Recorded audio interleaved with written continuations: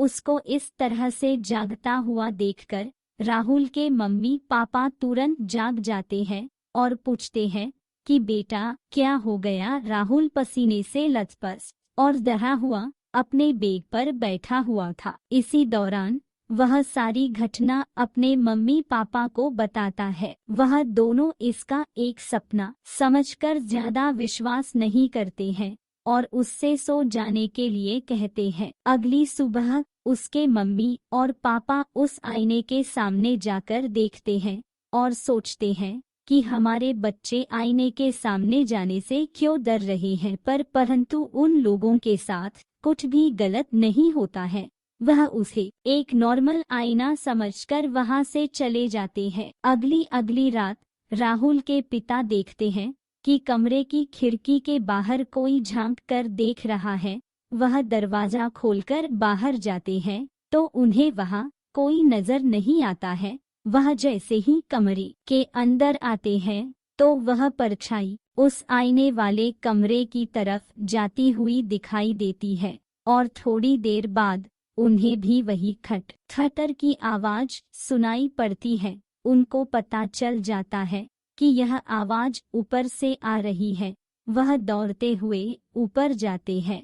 तभी अचानक से उस आईने में वहां पर राहुल के पिता का अक्स दिखाई देने लगता है और देखते ही देखते वो अक्स गायब हो जाता है। लेकिन इतने में ही आईना चटक जाता है और उसका एक टुकड़ा नीचे गिर जाता है। फिर अचानक से राहुल के पापा का अक्स दोबारा से उस आईने में आ जाता है और उस टूटे हुए टुकड़े से वह अपने शरीर पर घाव करने लगता है।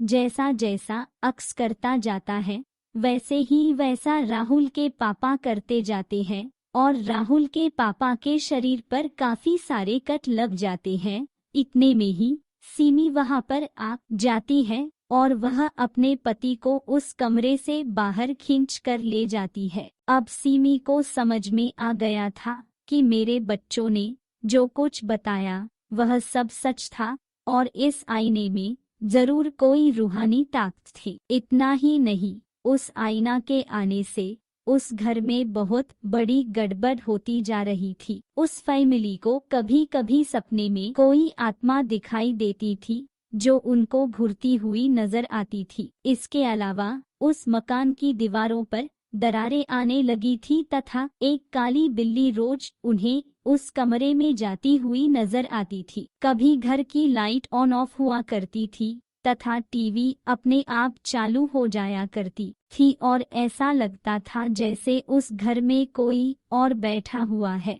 जो इन सब को देख रहा है। इतना सब कुछ होते रहने के बाद उस फैमिली को समझ में आ गया कि यह सब कुछ इस आईना की वजह से ही हो रहा है। दोस्तों, यह परिवार उस घर को छोड़कर और उस आईने को भी छोड़कर चला जाता है।